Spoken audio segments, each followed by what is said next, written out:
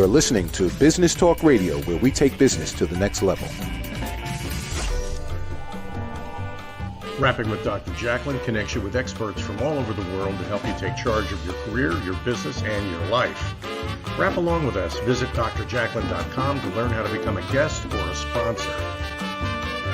And now, the doctor is in.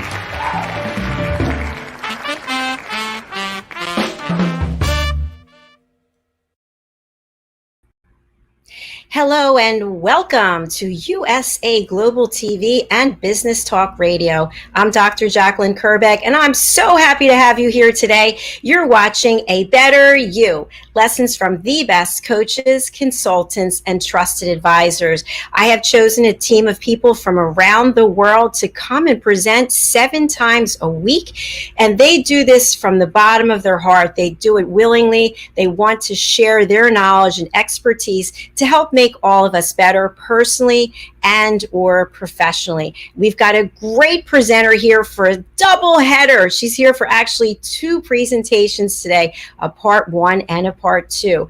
But before we bring her out, I just wondered, have you ever had this experience where you're thinking that you're having a conversation with somebody and they're listening to what you're saying, and actually they're not listening at all? They might be hearing you, but they're not truly listening. Or maybe they're listening so that you stop talking so they can then speak. Or maybe they're listening so they can come up with a solution, because that's what they're all about. It's like, I've got the answer, I can solve the day. Anyway, if you're experiencing any of these things like I have, I invite you to attend a wonderful online seminar that I'm hosting called The Power of Listening. After all, I am the listening mentor, and I would love to have you attend. We have 3 different sessions. You can go over to eventbrite.com. The events are on September the 16th. It's $47 a ticket, but we have a special early bird special. So if you can't write down the information that's streaming so quickly, you can just go over to eventbrite.com and you can put in 90 minutes of power learning or Dr. Jacalyn Kerbeck or the power of listening. It's all right there. So without further ado, I'm going to take us to commercial break because our guest is going to give us the strategies for effective communication. See, it all ties together. I know what I'm doing here. And we're going to take a break and hear from some of our sponsors, and then we'll be right back with our special presenter, Jean Keegan Daly. Stay tuned. We will be right back here on USA Global TV.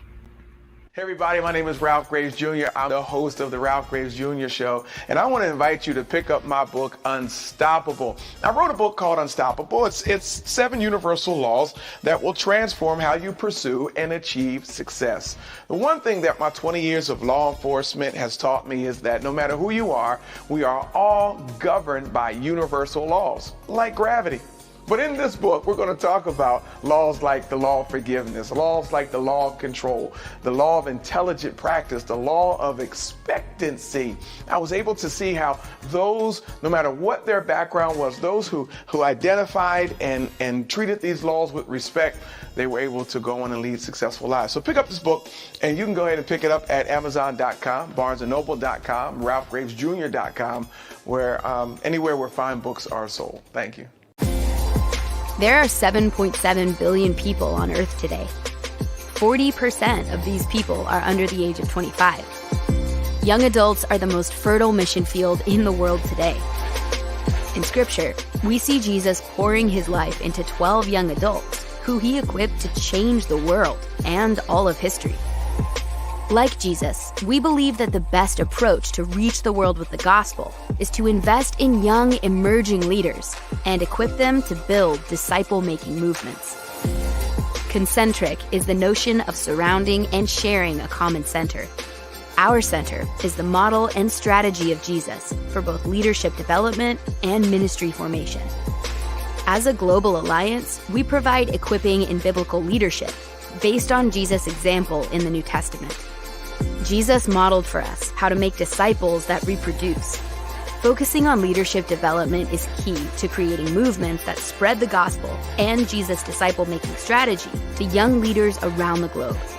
Our Ministry Alliance partners are actively equipping leaders and building movements of multiplication that reproduce the life of Christ. Join us today to equip young leaders with Jesus' strategy that will change cities and nations.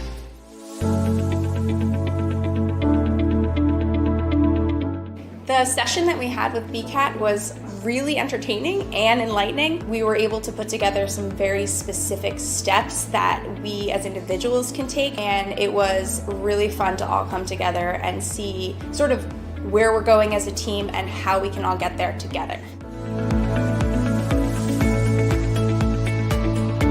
We had a tremendous experience with the BCAT partners. One of the challenges that we have as an organization is to make sure that we have the right people in the right chairs doing the right thing. To do that well, you have to have synergy. You can try to dream up ways to make sure that your group does that, or you can rely on experts. We would recommend BCAT partners to anybody who's looking to take their organization to the next level.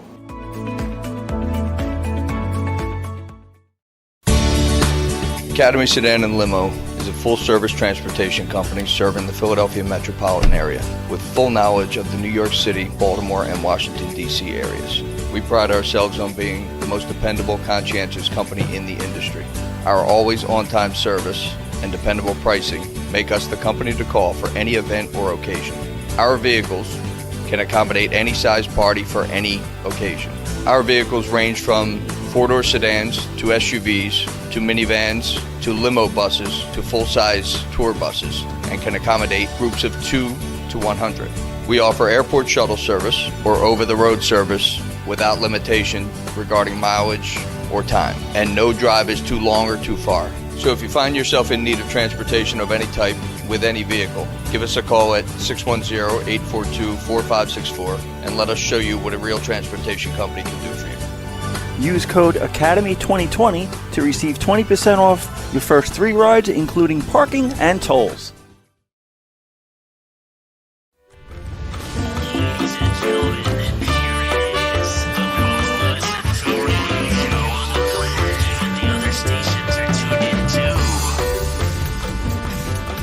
You're listening to Business Talk Radio, where we take business to the next level. Hello and welcome back to USA Global TV and Business Talk Radio. If you're just joining us, we're happy to have you. You're watching A Better You. And I just shared with you that sometimes we feel like we're not really being listened to, or maybe we feel like we don't feel like listening to somebody else because we have so much going on. How does this correlate or translate into the rest of our lives and our relationships that we have with people? How authentic are they really? We have a special presenter here today, Jean Keegan-Daly, who's going to talk to us about effective communication strategies. Welcome to the program, Jean. Thank you, Dr. Jacalyn. Hi, everybody. I'm happy to be here. It's a pleasure to have you back as one of our expert presenters. And Jean, you've got quite an accomplished background. Why don't you tell us a little bit about yourself and where are you joining us from today? I'm joining you from Columbus, New Jersey, which is southeast of Trenton, which is the capital of New Jersey. And for many, many years, I have been a holistic registered nurse, holistic therapist, counselor, and educator. And I'm the author of a book that I published called Reflections of a Seasoned Soul, which is available on Amazon and many other places. I'm also a certified Reiki Master for a very long time. I've been in private practice for many, many years. And I've been certified as an Imago relationship therapist. Wow, Jean, that's quite an accomplishment. Yay! So, Jean, when you decided that these were the topics that you were going to pick today, effective communication strategies, part 1 and 2, why did you choose these? What was the calling to present on these topics? Actually, I believe that communication is life's greatest skill. We all want to be heard. We all want to be listened to. We all want to learn how to communicate more clearly so that people understand us. And the quality of your life really is the quality of your communication. So the better that you can learn how to communicate, which unfortunately we don't really learn as we're growing up, Most people are defensive, most people are assertive, but they're not, they want to get their point across. And as you said before, Dr. Jacalyn, people are thinking more about what they are going to react with or respond with than they are involved in listening to you. So I found this to be really true when I started doing Imago relationship therapy, which is really very much about communication.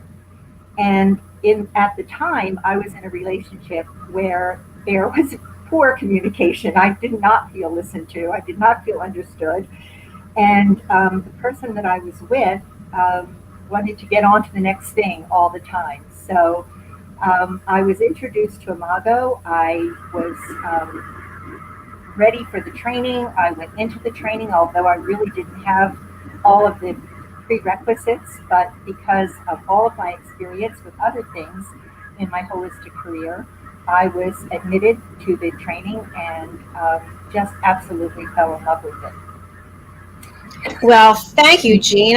I love to know the fact that you have a foundation of experience, and that's part of the reason why you have the calling today. So I'm looking forward to your presentations. I just wanted to share that it is so important. I'm the listening mentor. I've been granted that. And I think part of the reason is even with these programs, I don't have a script. So many people will reach out and they'll say, do you have a list of questions that I can prepare for it? No, I actually don't, because I want to pay attention to what you're saying. And if I have a list of things I have to go through, then I've already checked out. I'm waiting for you to stop talking so that then I can jump in with whatever it is that I have. But maybe you had something really amazing that you were going to say if I just let you go down that path. So I'm very excited. If you're ready to present, I'm going to spotlight you and I'll go backstage. I'll be listening intently, and you just let me know when you're ready to go. I'm ready to go. All right, Jean, would you like the timer? I would, please. All right. I'm going to go backstage. I'll get you the timer. Have a great presentation, and I'll be back afterwards. Thank you. So there was an American psychologist, researcher, and clinician and professor emeritus at Washington University. His field was psychology, and he's been awarded a lot of awards. And he said it is more important to be understood than to be agreed with. So many times in conversation, we are not agreed with. Sometimes in conversation, we're blamed for something that we don't believe we did. Many times we're misunderstood. Many times we don't really know what we're talking about, and we're trying to convince the other person that we do. So there are many, many examples, particularly in my field of counseling as an Imago relationship therapist with couples. I worked with couples who were in relationship in one way or another. Many of them were married. Some of them were parents and children. Some of them were families. And it really was a learning, growing process for everyone. So some of the ways that people don't listen are they immediately become upset at what their partner is saying, no matter who their partner is. And they just decide they're not going to listen to this. Sometimes they say that, I'm not listening to this. I don't want to hear about this. You're wrong. You're not listening. Well, you did so-and-so first, or I've had enough of this. I had a couple one time that came to me for therapy, and they literally threw their divorce papers at me and said, we heard about you and your work, and if you can't help us, we're getting a divorce tomorrow. We're signing these papers tomorrow.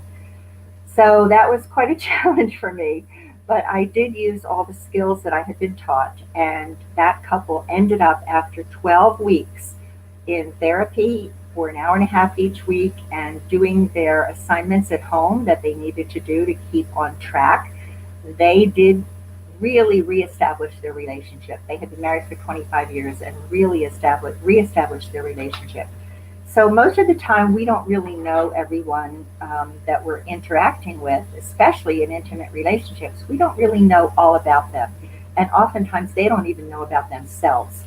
So what I want to share with you right now is how this sometimes goes. Everybody is busy. Everybody has stressors in their life. I talked about that last week. It can be from anywhere. This is an example right from a couple's dialogue, the way they were talking to each other from therapy.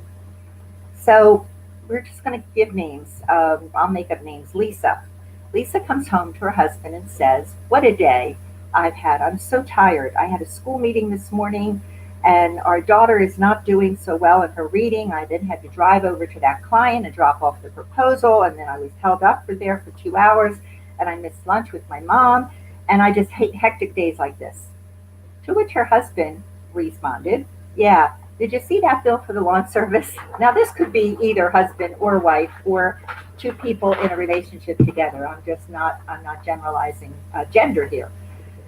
So Lisa said, "Did you hear what I said?" And her husband said, "Yes." "Did you hear what I said?" And his wife said, "You never listen to me. I'm really tired and you don't even care." So I knew that this had been going on for a long time, this type of dialogue. And her husband, Alan, said, "I'm tired too. I can't stop what I'm doing to talk about that. I've got a lot to do." Lisa says, "And I've done a lot too. I'm near exhaustion and all you're concerned about is the bill for the lawn service." And her husband says, "Well, I do a lot around here too." And they separated. Each went to their corner. So how could that have gone? And we're going to talk about that in part 2, and I'm giving you really, really specific examples of how they were able to, and another couple, how they were able to come to terms with the way they speak to each other and also how they feel about themselves. So one of the things that's most important in listening that I've learned is that when someone is speaking to you, after they talk about 2 to 3 sentences, most people just turn off and they're ready to think about how they're going to react, how they're going to respond, what they're going to say next. Or sometimes they're thinking about something totally different. And the person who's speaking then doesn't feel heard. So they become more engaged in proving or just talking more quickly, talking more loudly. What they want to say is important. They want that person to be hearing them. So they talk more and they might talk faster and they might put other things in there that are really not related, maybe things from the past. So things like, I can tell you're not listening to me and you never listened to me and way back when, and then they bring up all things from the past. So that makes the receiver of this diatribe, as we call it, probably not want to pay any more attention at all. So how can we change that? How can we change how people really interact with each other for the benefit of both people? Because that's what's most important. It's a gift that you give to yourself, and it's a gift that you give to other people who are in some kind of relationship with you. It could be a work relationship or a family relationship or a friend relationship.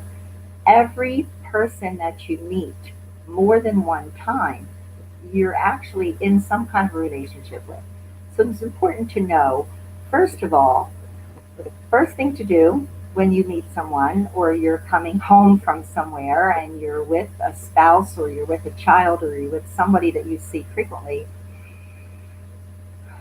you take a breath. Some people bring home the feelings of stress that they just experienced all day or they experienced in a certain event that happened in their lives, like Lisa in the example that I gave. And her husband was experiencing something too. He was worried about paying the bill. Both people need to greet each other and take a breath. And in Imago therapy, which is just a wonderful therapy, where I, as the therapist, am not telling people what to do, I am helping them to learn how to dialogue together with each other. And there are 3 facets to that. We'll start with that. One is that the person who's speaking, first of all, you get their attention. And you get their attention by saying, "I really have something I want to talk with you about." If that is not a good time for the other person, then set a time aside. maybe there's the husband comes home and the wife is cooking dinner. And she said, I want to hear you, but I can't hear you right now. The baby's crying, the phone's ringing, a lot of things are going on.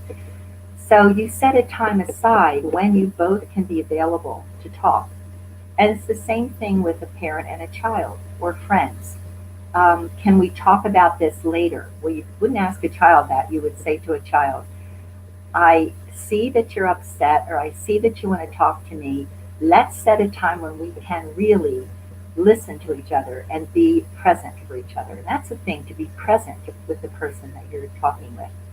So, and this is especially true in some kind of conflict. Too many times I have seen people yelling from the other room, and the person either doesn't hear them, that the person they're yelling to either doesn't hear them, or when they do hear them, they're misinterpreting what was said. Another example is people who hear something third party. So-and-so said this about you. And instead of understanding how that might or might not be true, there's blaming and accusing going on. And then both people get stuck in their corners. One person is usually really getting more and more upset and trying to talk it out, and the other person may walk out of the room, may say, you know what, I've had it with this. And then you go to your corners, like I said before, and nothing really gets resolved. And there's hurt feelings. Some people don't know how to express their feelings. And so there have been a lot of examples of that in my work, not just as an Imago relationship therapist, but also as a holistic counselor with people. One time I had a mother and a daughter who did not communicate well at all. The daughter was a teenager. The mother just kind of threw up her hands and said, well, that's how teenagers are. But her daughter never felt really heard. So what do? First of all, you set a time. And if that moment is not convenient, you set a time for a discussion later. In the meantime, if you're very upset, what you can do, and you're waiting for that time to talk with your person, you can actually write out your feelings. That's something that I even, when I'm teaching classes to young girls on puberty, that's another thing that I do, or when I'm substitute school nurse in schools and somebody comes in upset. If they can't resolve their issue with the person that they're upset with, then I have them talk it out with me, or I have them write it out. If they're alone in their home, they go to their room and they write out what their feelings are, what they want to say. And oftentimes when they read it back, they realize that that's not exactly how they meant it to be, or that's not exactly the feeling that they have. So it's self-healing, as well as when you go to talk it over with the person that you want to listen to you, you are more centered. You're more able to speak your feelings, your truth, your upsetness in a very orderly manner, instead of yelling and screaming, which is often what happens, or ignoring the person, which is also what happens. So the first thing is to set a time. Well, the first thing is to breathe, and then to set a time. If it is right in the moment, or if you set a time later, the most important thing to do is the person who has the issue first says, are you willing to listen to me? Because it needs to feel safe. You need to feel safe with the person. And when they say, yes, I'm going to listen to you, make sure that you're sitting across from each other. So sometimes with a child, sitting aside each other works a little bit better, especially a teenager. But oftentimes sitting across from each other and looking at each other is really helpful. So the person says yes, so we're calling the one who has the issue right now of wanting to be heard the sender, and then the other person is the receiver. It's very effective if the sender, feeling safe then to talk, because they know the listener is going to be receiving what they say, take a deep breath and say, 2 or 3 sentences about what the issue is. And then be quiet while the receiver says, "So, what I heard you say is," and repeats back what they heard. And then they say, "Did I get that?" If the person who's speaking doesn't feel that the receiver has gotten that, they could say, "Not exactly." And when I was in training, we all had to practice this, and that's exactly what happened. So people need to learn not to put their own spin on what they're hearing, but instead listen intently. And so that's the first thing, mirroring back to the person. And if they didn't get it right, that receiver says, "Tell me more about that." So remember not to say, "Tell me any more about that," because that sounds like you're just waiting for it to end. Tell me more about that. So the sender then says it again, or "Tell me again." The sender says it again until the receiver gets it correctly. So that's the first step, the mirroring. It's called reflective listening and mirroring. And also, while that's happening, the receiver agrees to not go forward with whatever they're thinking at that time.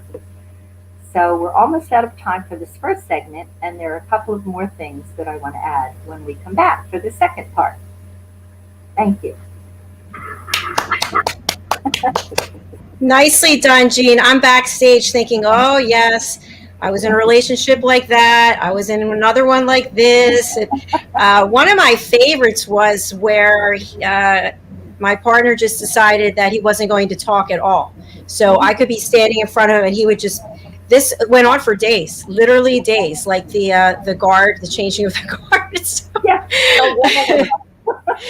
Yes, exactly. And I went to counseling, and one thing that I was told, the same person, that when the person comes home from work, don't speak to him. Just give him 30 to 45 minutes to wind down from the day, which is funny because I was also working and have my own day. But I think it's just funny because I'm back here not in a relationship thinking, oh, I remember that one and that one, that one, that one.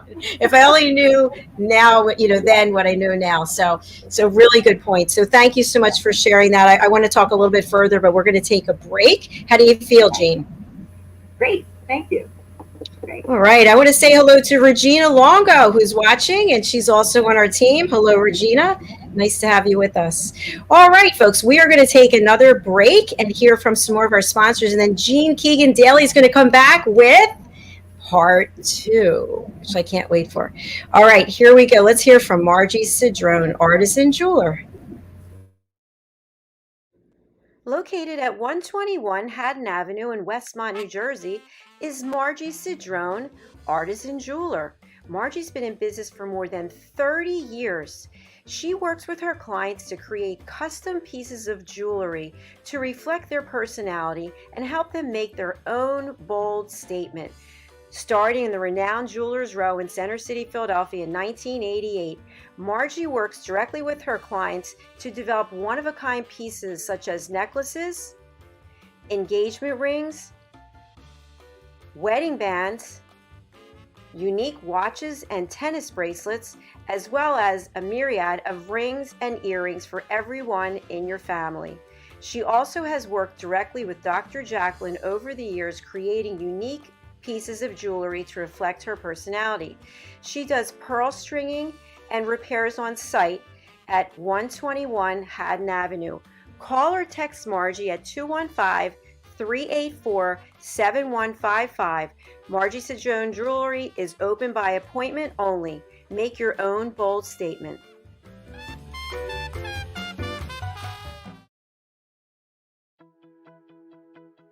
Meet the modern learner.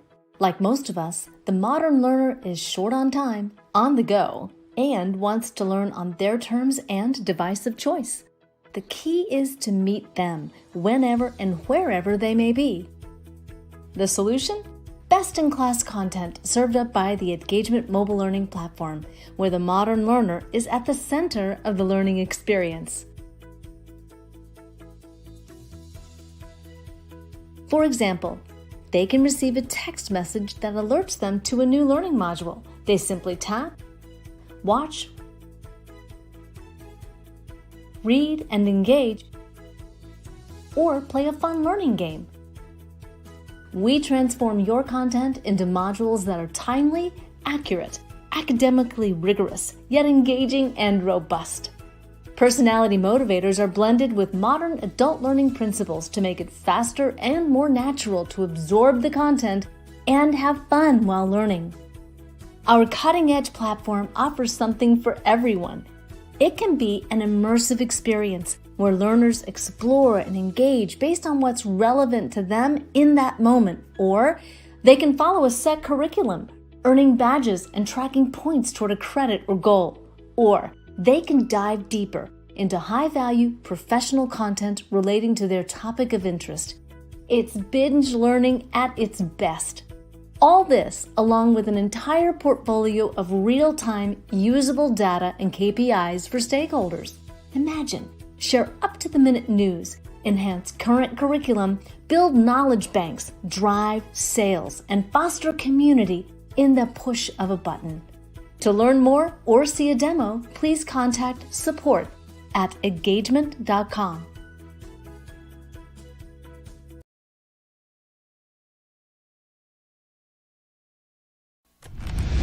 Ladies and gentlemen, here it is, the most listened to radio show on the planet. Even the other stations are tuned in too. You're listening to Business Talk Radio, where we take business to the next level.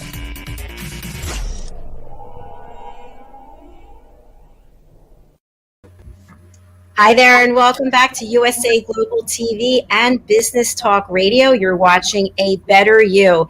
Jean Keegan Daly is giving us a double header on effective communication strategies. In our first segment, she went through the first part with strategies, which I'm going to talk about in a minute. But we do have a couple of comments from the lovely Regina Longo. Hello, hello, hello. Nice to see you. And amazing training discussion today, Jean. Thank you. Truly helpful and much needed in all relationships. Amen to that. So, Jean, one thing I wanted to talk about, because I was so guilty of doing this. I did it on a regular basis in relationships that I had with men.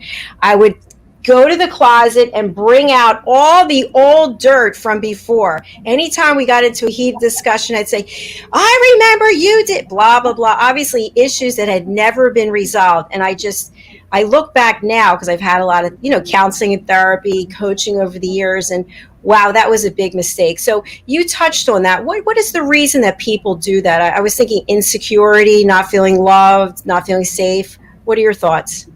It always goes back to our childhood, and that's not to blame parents or anyone.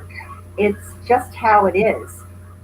By the time we're 3 years old, we have really, from watching our parents and watching other people in their lives, we have really developed some belief systems, and we mimic what we're being shown, what we're being taught. So no parent becomes a parent just because they know everything. Everyone is wounded. Everyone who comes into a relationship comes in with some wounding. And we're wounded at different stages of development in our childhood, and that's all explained in the Imago therapy.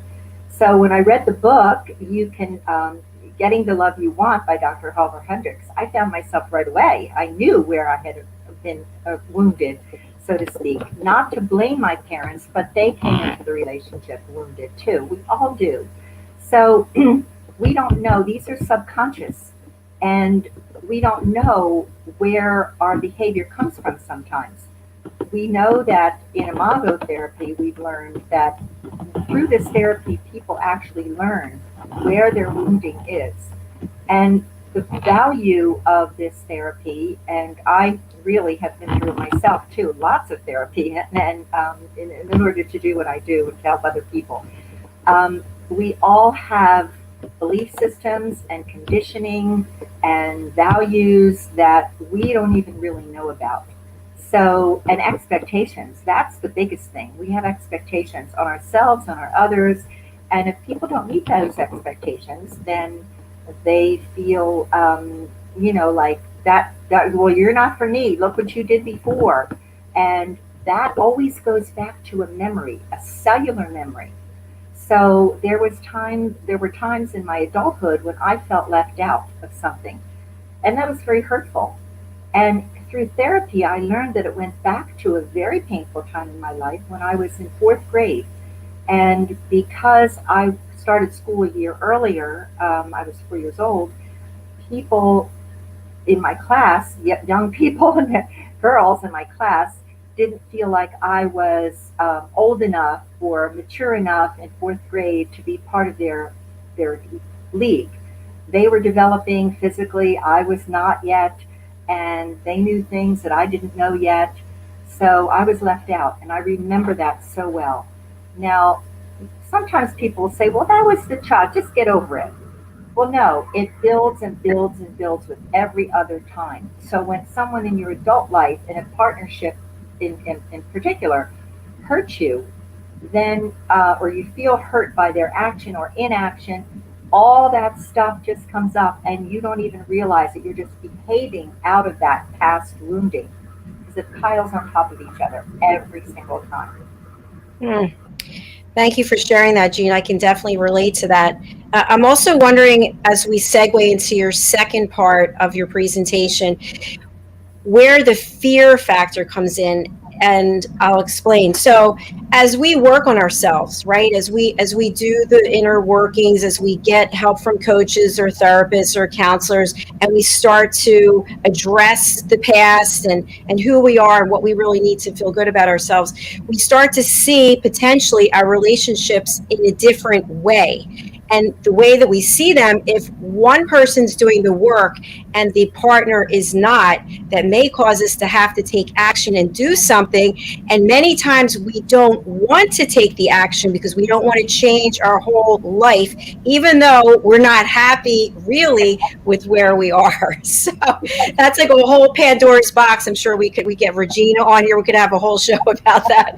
But just from a high level, what happens when one person does the work to be able to communicate effectively and then the other partner doesn't?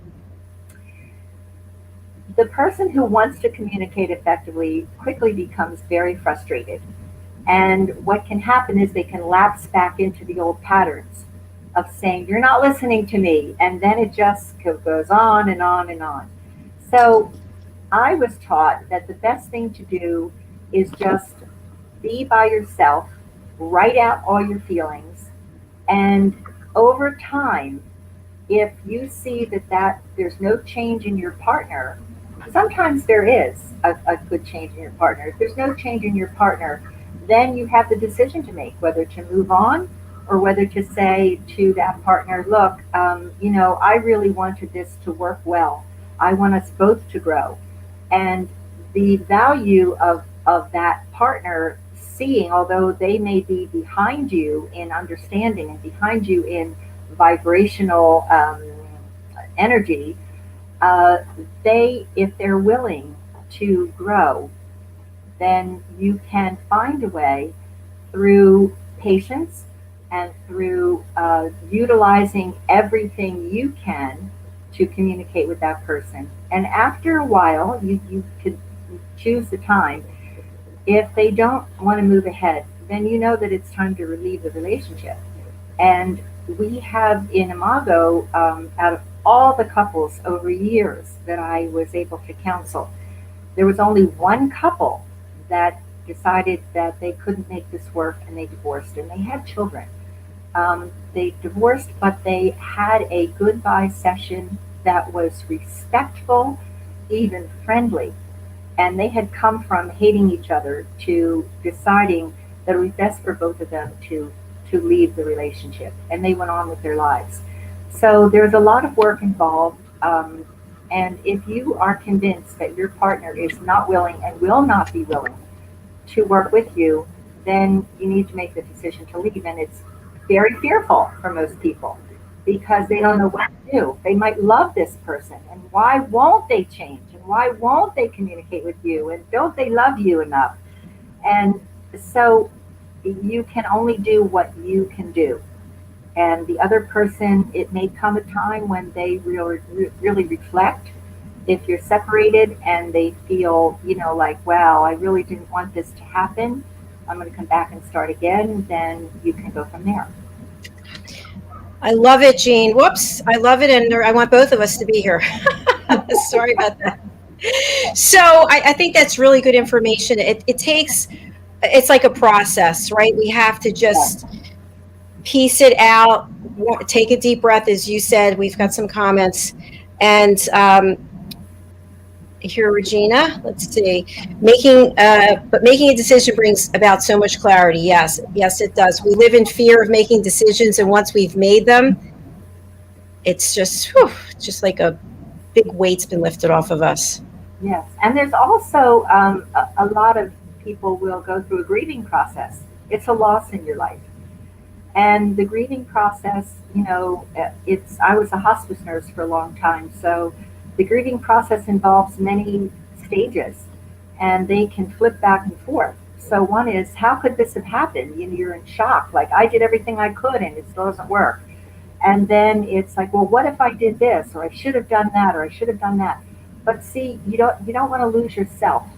You want to really stay with your authentic self, and you learn what that is. Learn who you really are. What are your values? And did this person really come up to your values? And I don't mean expectations. I mean value system. Like you want them to value love and value understanding and value communication and value, you can be very different, but the value system needs to really match pretty well.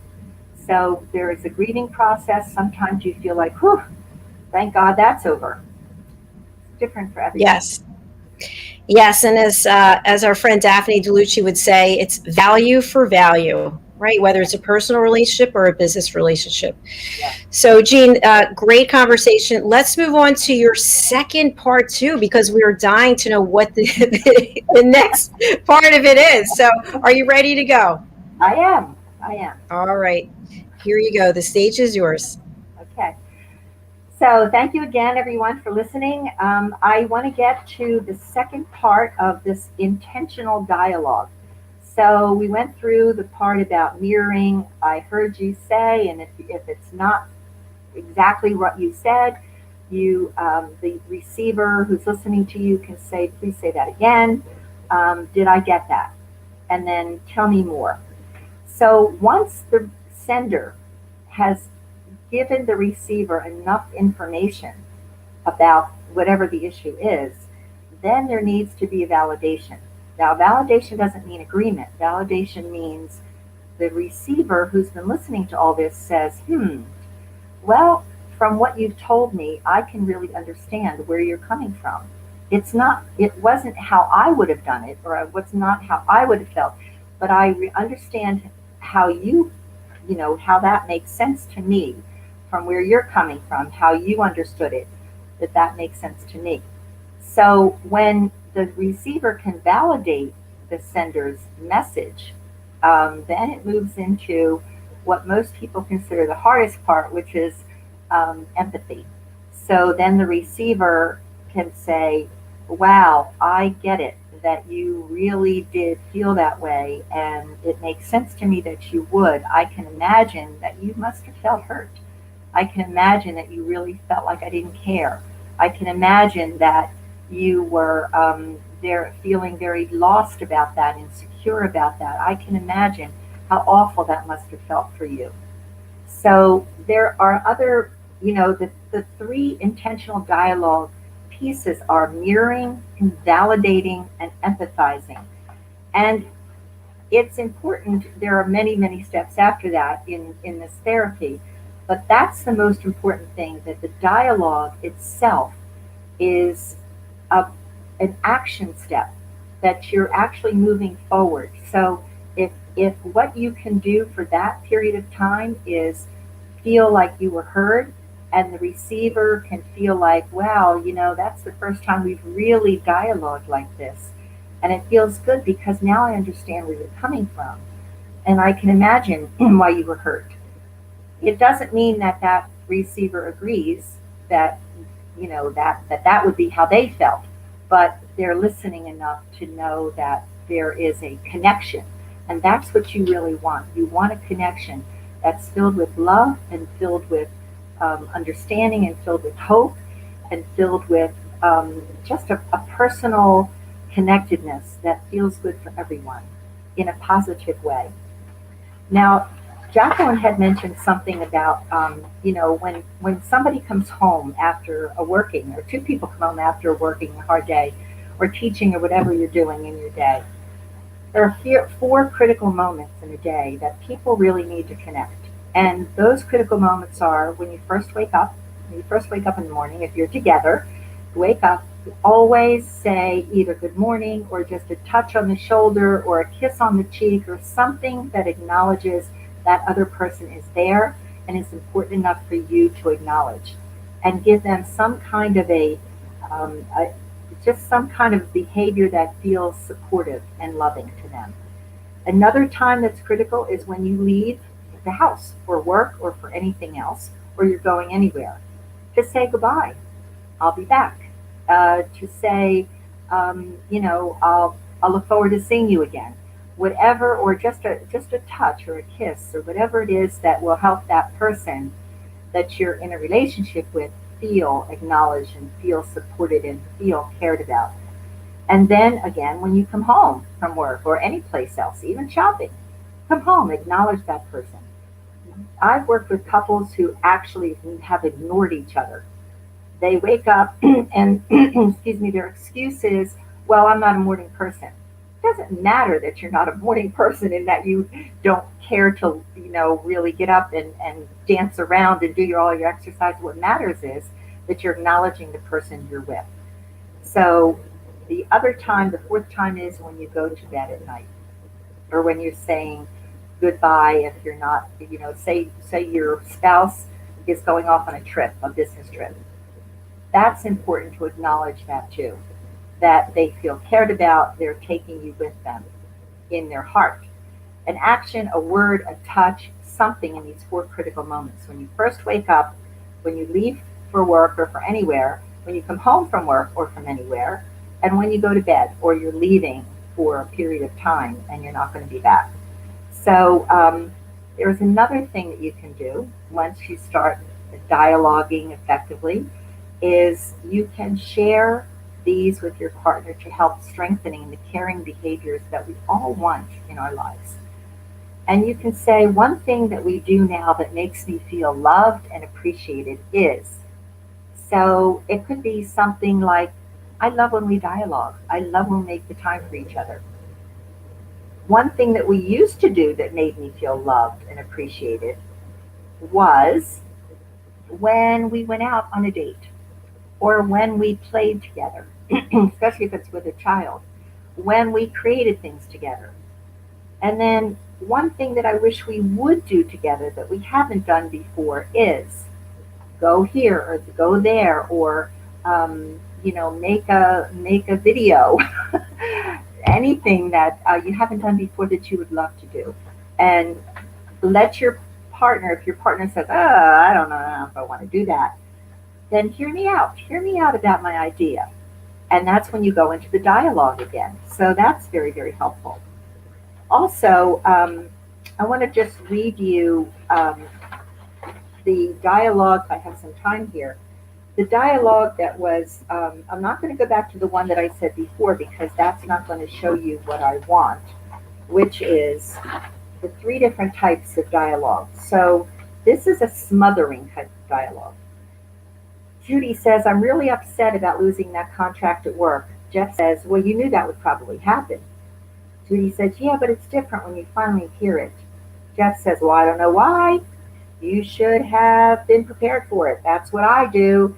And that really makes the letdown easier. You should try it so you don't get so freaked out. Well, that's like Jeff is smothering Judy with his take on it and not listening to her feelings at all. Then there's the dialogue that with the same two people that can be very distant. Judy, I'm really upset about losing that contract at work. Jeff, yeah, well, I'm sure you will get over it. Have you thought about what we're going to do about the trip next week? Judy said, I should have been prepared, but really it's different when you hear it. And isn't that true? Jeff says, I really need to know about the trip because there's a softball game scheduled on that Saturday. So that's from being totally distant. He's not hearing her at all. And a balanced connection, interaction would be with interest.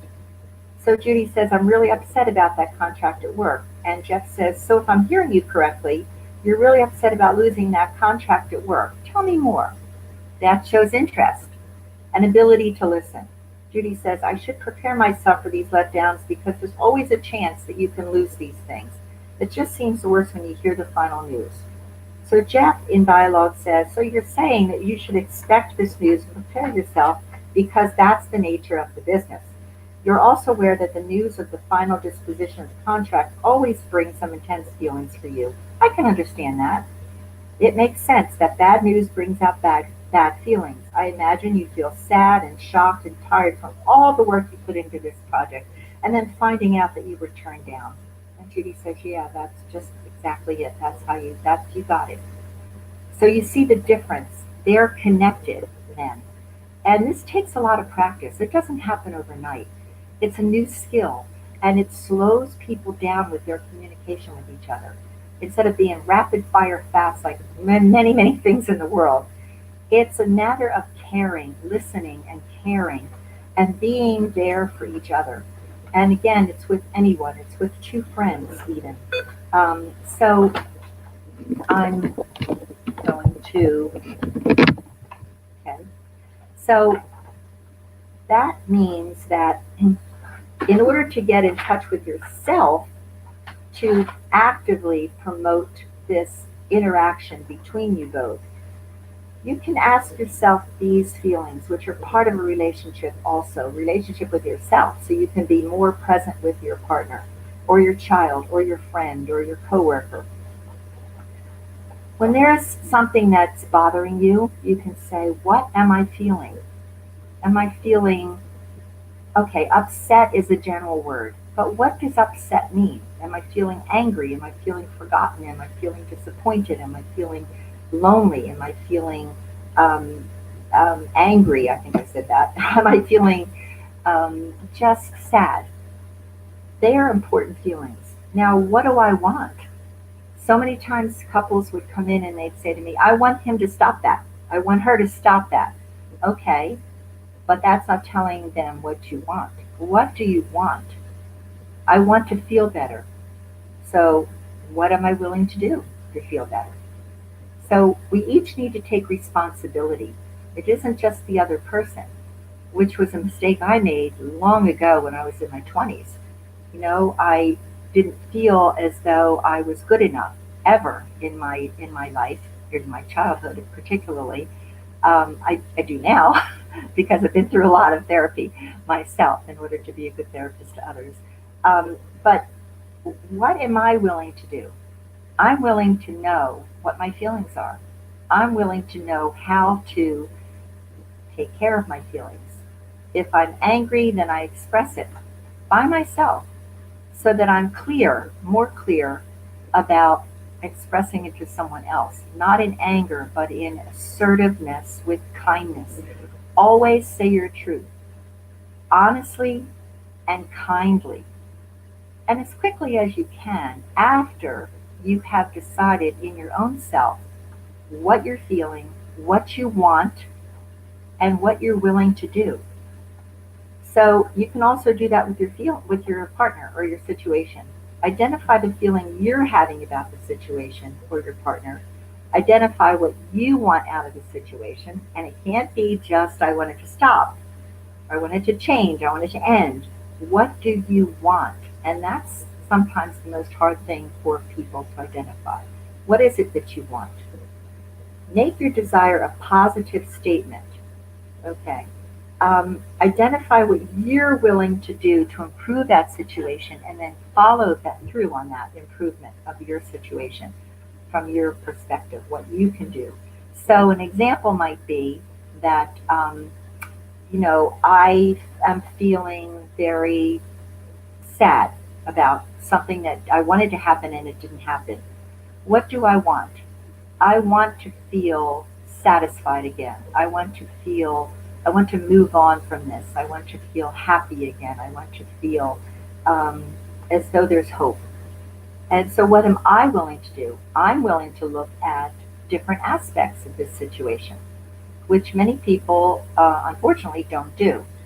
So, I was taught by a skilled professor that if you have two options, that's really not going to help you.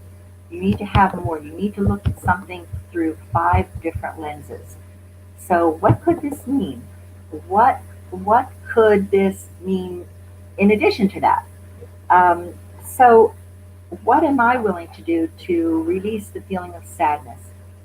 I'm going to have myself cry. I'm going to release that energy within myself. I'm going to look at what brought me that sadness. What does it relate to? Does it go back to something in my past? How did I handle it then? How can I handle it differently now? How can I, and I haven't even touched on forgiveness, but forgiveness is a really important part of all of this communication. That you forgive yourself for anything that you feel you have messed up, and you forgive the other person.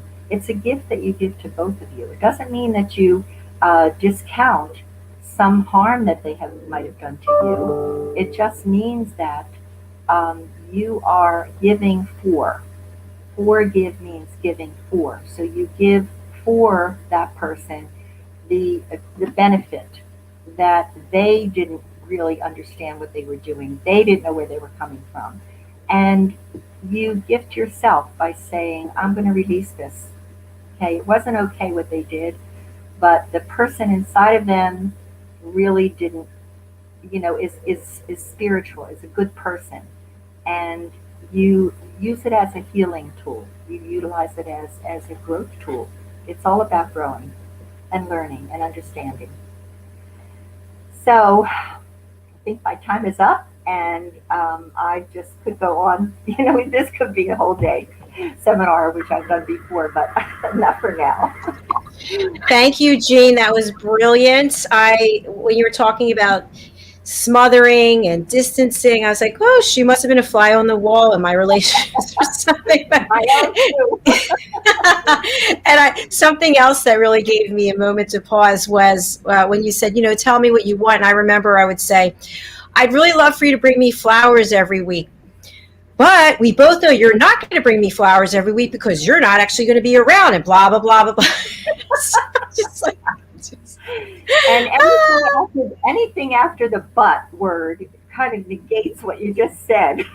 So. Exactly. And I remember, and I don't know if you ever felt like this, after that whole tirade of just blithering, I felt so small. I felt like just a little child. And I was always upset with myself that I lost control and that I wasn't listening. So I really made a conscious effort to try to understand the importance of listening. Yes, absolutely. It all goes back. It goes back. And, there are two basic premises to the Imago therapy, if I may say that. One is to heal the business of childhood. So, again, the things that we bring into each relationship is in a way that we're wounded, that's unconscious now, that we don't even understand. And we need to bring that up to conscious mind to understand it and then release it and choose to do, something that's different, that's more helpful, that's more healing, that's more loving, more positive. And the other purpose is to actually bring forth from our own selves the two parts of our being, our core being, that were put in the background. So, for example, long ago, girls were actually, and in some countries they still are, looked upon as less than men. And so they were allowed to cry or, have their feelings. And they were allowed to sense, but they weren't allowed to be as smart as. They weren't allowed to be as recognized as. A boy who was called a sissy for getting into feelings and emotions. Mm-hmm. And that happens now unconsciously with men, because that's what our society has taught for eons of time. So in order to bring out the 4 parts of us, sensing, feeling, thinking, acting means the same as doing, we need to bring those out in ourselves and help our partner to bring the other 2 out in each other. Well said, Jean. I'm so glad that you're here, and what a time when we really need to learn how to listen, how to communicate, how to be there for each other. So thank you for this beautiful 2-part series. If you missed any of the show, just go over to our YouTube channel, USA Global TV, and you can catch the beginning. And by the way, in case you didn't know this, if you have a smart TV, you can watch us on YouTube right in the comfort of your home on your television. You don't have to just watch on this computer or your phone. I like to watch the shows with my mom. It's actually really a lot of fun. Jean, what's the best way for people to get in touch with you, and who should be reaching out to you? I think everybody who's ready for a change, anybody who's ready to learn how to communicate well, anybody who's ready to learn about the core of themselves. We are spiritual beings having human experiences, and there's so much we can tap into from that spiritual source, that soul of us, that will help us through this journey of life and through relationships and partnerships and communication skills. So anybody is welcome to connect with me on jlifespirit at Comcast.net. And also, my book is available on Amazon and Barnes & Noble and everywhere. It is not in bookstores not physically, because I self-published it. So it's called Publish on Demand, and it is available online everywhere, and I'm proud to say it has 5 stars. So it's not really about communication per se with others, but a lot of true stories, all true stories of interactions with self and with that part of you that is spiritual part of you, the soul part of you, the part of you that knows everything. So also I'm on Facebook, and I'm on LinkedIn, and I'm on Instagram. So be happy to hear from you. Thank you so much, Jean. It's a pleasure having you here today, and I look forward to having you later this week, correct? Friday? Yes, I'll be here on Friday, and my topic then is what to do when you're upset. Yes, so important. We all need that. Do join us on Friday at 3 p.m. Eastern Time, which is 8 p.m. British Summer Time, and Jean will be joined by Diane Floyd-Bain. So we're happy to have you back. Thank you, Jean. All right, I'll see you later, Jean. Bye. We do have a comment. I just want to, Regina Longo, so amazing, Jean. Thank you. And thank you, Dr. Jacalyn. Well, thank you, Regina. We look forward to having you on the platform as well. Thank you, Regina. All right. Great job, Jean. See you again soon. Okay, bye-bye. Bye. We have a full lineup this week. I think we have 18 or 19 more shows starting tomorrow. I just want to give a couple of personal updates. I am not a paid spokesperson, not yet. No kidding. I am doing the 75 Hard, a tactical guide to winning the war with yourself. And this is day 4. And I have to say, I started feeling a little different today. I think that all the water, a gallon of water that you have to drink and still do your work, and you have 2 workouts that you have to do and 1 you have to go outside. It's starting to catch up with me, but I am persevering. The next thing is that if you would like to be on our email list, we have our Global Post, which is our newsletter that goes out every Tuesday between 11 and 2 Eastern Time. Please email me, Jacalyn at drjacalyn.com, as I look for my banner. Also, we have a new platform that we're launching. The information, a high level, is included in the Global Post. It's Talking Heads and Talking Heads Academy. If you would like to be considered to be on our team, please email me so you can get a 15-minute slot and I can give you an overview of what to expect. We are looking for top leaders, experts, and presenters, coaches, consultants, and trusted advisors from around the world who have content to deliver that is relevant, timely, interesting, and professional. So I'll show a banner, a image of this. This is the Talking Heads Academy, coming soon. The best business courses with the world's best experts. And also a call to action. Step forward and get your expertise showcased on USA Global TV. Inquire how you can be a talking head and have content made that you can share on your platforms around the world to engage your audience. We want to hear your story. And finally, you're going to hear me talking a lot about this. I have an online seminar coming up, which is the power of listening, as a tag on to what Jean Keegan-Daly just shared today. It is the 16th of September, $47 a ticket. We do have early bird special right now, which is $30. And we have 3 offerings, 9:30, 1 and 7:30 Eastern Standard Time. So I hope you'll join us for that. The Eventbrite link is going across here. If you are not able to write it down, you can just look up Power of Listening, and I'm sure you will find it there.